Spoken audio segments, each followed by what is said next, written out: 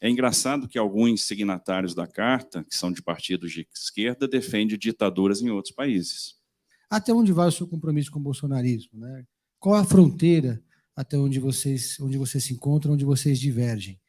Pessoal, e nesse vídeo o Tarcísio de Freitas vai passar por cima desses esquerdistas. Veja só, nessa entrevista aqui, esses esquerdistas fizeram perguntas tendenciosas para que Tarcísio de Freitas escorregasse ou falasse coisas que fossem contra Bolsonaro, ou seja, querendo colocar ele contra Bolsonaro. Vocês também vão ver que ele vai falar da hipocrisia da esquerda que diz defender a democracia, mas apoia ditaduras aí fora em outros países, como nós sabemos. Então eu quero deixar esse vídeo aqui para vocês conferir e ver as palavras do governador Tarcísio de Freitas. Mas antes, se você não está inscrito no canal, inscreva-se, deixa o like, curte, comenta, compartilha esse conteúdo e bora assistir esse vídeo agora. Uma coisa que é importante perceber como é que a minha cabeça funciona. Quando eu vim para São Paulo, a primeira coisa que eu fiz foi consultar especialistas das diversas áreas, né? Então eu me reuni com professores da Faculdade de Medicina da USP para entender questões relacionadas à saúde, me reuni com o Ricardo Paz de Barros, do INSPER, para entender questões relacionadas a desenvolvimento social, me reuni com a professora Maria, que foi 8 anos secretária de Educação de São Paulo e de Campinas, para entender questões relacionadas à educação. Tenho consultado especialistas diversos, tenho ouvido muito, e obviamente sentei com especialistas do metrô também, com profissionais do metrô, para entender os desafios do metrô, para entender por que a linha 17 até hoje não foi concluída, por que ela não está projetada para chegar até o Jabaquara, ou ligar a linha 4, né, e atender Paraisópolis, entender os problemas da concessão da linha 8 e da linha 9, porque as duas vêm apresentando problemas recorrentes, dia sim, dia não, que o pessoal questiona muito a minha capacidade de lidar com os problemas de São Paulo. E o que eu quis dizer naquele dia? Eu disse, olha, eu tenho visitado comunidades em São Paulo, estou vendo esgoto correndo a céu aberto, eu estou sensível com o problema dessas pessoas. Eu estou vendo o problema de falta d'água em Salto, em Itu, em Indaiatuba, em Franca. Então, eu estou sensível com a questão da segurança hídrica.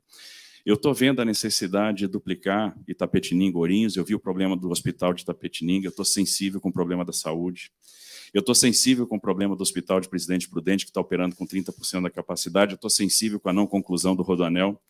Eu estou sensível com a não chegada do metrô, por exemplo, em Guarulhos, com a não chegada do metrô no ABC Paulista, com a não chegada do metrô no Oeste. E aí eu estou pronto para formular proposições, projetos e resolver esses problemas. Porque eu tenho respeito a esse povo aqui. Aliás, eu tenho respeito a todo mundo.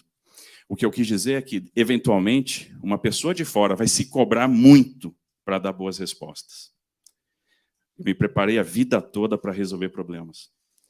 E, assim, eu tenho muita sensibilidade. Eu estou muito afim de fazer a diferença, porque eu acredito que o serviço público é para você servir e deixar legado. Eu fiz a concessão da Dutra no Vale do Paraíba com a duplicação das suas faixas. Será que eu não tenho uma relação profissional com a região do Vale do Paraíba? Tenho parentes morando lá há 22 anos. Tenho sobrinho morando lá, tenho cunhada morando lá, passava festas de final de ano lá. Ora, que lugar eu poderia escolher para fixar o domicílio, se não São José dos Campos, que eu já tenho um vínculo afetivo, um vínculo familiar e um vínculo profissional. O senhor se apresenta como um técnico, o senhor tem um perfil mais pragmático, diferente do presidente Jair Bolsonaro, e as pessoas se perguntam o tempo todo até onde vai o seu compromisso com o bolsonarismo, né? Qual a fronteira até onde vocês se encontram, onde vocês divergem? É engraçado que alguns signatários da Carta, que são de partidos de esquerda, defendem ditaduras em outros países.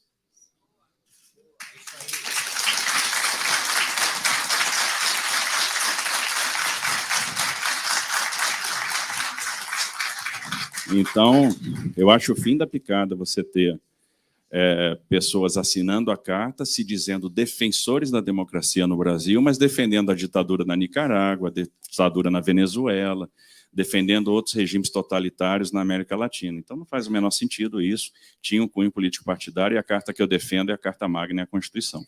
Qual é o meu compromisso, né, com o presidente? É o compromisso com o presidente que enfrentou crises muito severas e que apresentou resultados. O senhor nunca, em nenhum momento, se sentiu constrangido com as declarações do presidente Jair Bolsonaro, com as frases dele em relação à urna eletrônica, como em relação às mulheres, com os pitis que ele já deu com a imprensa? Em nenhum momento o senhor achou que ele passou dos limites? Pedro, você fica constrangido de ter um candidato à presidência da República que já foi preso e comandou o maior esquema de corrupção da nossa história?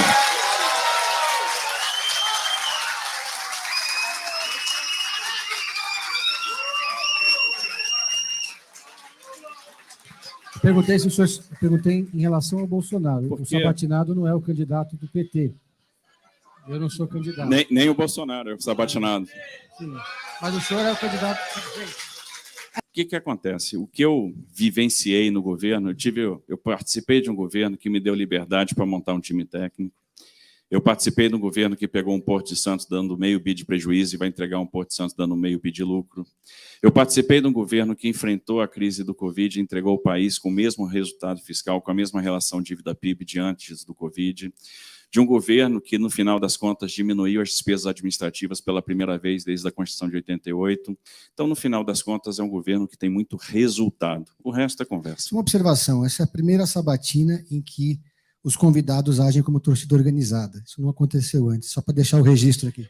Mais de 1 milhão de pessoas, FEBRABAN, Fiesp, essa gente não apoia o regime da Venezuela, Nicarágua e Cuba. Além disso, nós tivemos também manifestos de entidades, por exemplo, da Polícia Federal, entidades da ABIN, entidades da Procuradoria, do Itamaraty, que são carreiras de Estado, que inclusive correm risco ao assinar manifestos assim. Ou seja, eu só registro que a defesa da democracia, naquele caso, não foi restrito a quem defende Cuba. Os estados americanos que mais crescem hoje são os estados que mais investem em inovação. Aqui, nós também, no Brasil, temos bons exemplos de estados que estão crescendo bastante e investindo em inovação. A inovação é fundamental até para a resolução de problemas que nós temos no setor público. Então, usar o IPT, usar toda a rede FAPESP, incentivar o nosso parque tecnológico, né?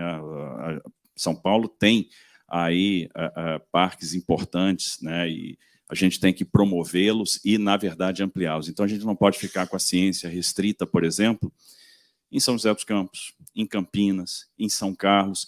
A gente tem que levar a gente tem que incubar startups, fomentar a inovação, fomentar o desenvolvimento da pesquisa, criar novos parques tecnológicos em outras regiões do estado, inclusive em áreas que são mais deprimidas economicamente. Então, o compromisso que eu faço é um compromisso com a pesquisa, com a academia, com a ciência. Tenho uma boa base acadêmica, né? Tive a oportunidade de passar por grandes escolas e verificar a importância disso. E eu sei como a inovação vai nos permitir dar um salto. Olha, a gente tem um plano de governo que está muito focado na geração de emprego. E para a gente gerar emprego, nós vamos caminhar em duas vertentes. Primeiro, a vertente do incentivo ao investimento, né? E esse incentivo ao investimento tem várias dimensões: a dimensão energética, a dimensão tributária, a dimensão da capacitação profissional, a dimensão da infraestrutura, a dimensão da desburocratização. A segunda forma de promover realmente esse desenvolvimento, essa geração de emprego, é o investimento maciço em inovação.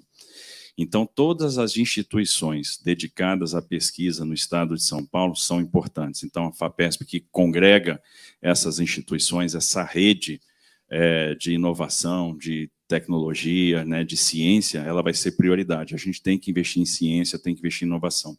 Bom, nós temos aí um déficit habitacional muito grande, que envolve, no final das contas, 3 dimensões. São aquelas pessoas que já não suportam mais o aluguel, são aquelas pessoas que estão em áreas de risco, que precisam ser removidas, e são aquelas pessoas que já estão em situação de rua, né? E esse número é crescente, a gente está vendo aqui na cidade de São Paulo, né? Cada praça virou um acampamento, é uma situação que choca quem chega aqui. Eu venho fazendo leilões de infraestrutura e vindo a São Paulo há muitos anos por causa da minha relação com o mercado, com a minha relação com a infraestrutura, e nunca tinha visto a situação do jeito que está. É uma situação que choca e que desperta em nós a sensibilidade.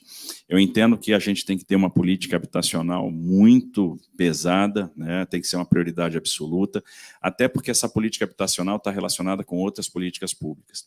Se a gente discutir a questão de Cracolândia, por exemplo, você não resolve sem aliança de várias políticas, a de saúde, né, para o tratamento dependente químico, a de habitação, porque ninguém vai para a rua para consumir droga, as pessoas estão consumindo droga porque estão na rua, a política de segurança pública, a política de revitalização dos centros das cidades, né? Então, e a política de assistência social para a gente dar a porta de saída, que é o emprego. Se você quiser aprender como fazer de 2 a 5 mil reais usando seu celular sem precisar sair da sua casa, sem precisar apostar, não é jogo, não é tigrinho, não é nada disso. Aqui é uma aula que vai te ensinar o passo a passo para você trabalhar na sua casa usando o seu celular aqui na plataforma do YouTube. E como seria isso? Você vai repercutir notícias que aparecem todos os dias no YouTube, seja novela, filme, futebol, seja política, seja qualquer assunto. Você vai aprender como fazer isso e ainda ganhar mensalmente aqui do YouTube após monetizar o canal. Então, se você quiser aprender como fazer isso e rentabilizar mensalmente dólares na sua conta, você converte para o real e ganha mensalmente. Veja só, o dólar está a 5,70 mais ou menos. Veja só, $1. Então, você pode faturar muito bem. Agora, desde que você estude e aplique o método da maneira como está lá. Você pode fazer isso usando apenas o seu celular. Então, se você quiser aprender o passo a passo de como funciona, clica no link no primeiro comentário fixado, que lá tem uma aula gratuita te ensinando todo o passo a passo. Você não vai precisar gastar nada, você vai assistir a aula. Se fizer sentido, aí você aplica. Se não, tá tudo bem também, você não vai perder nada com isso.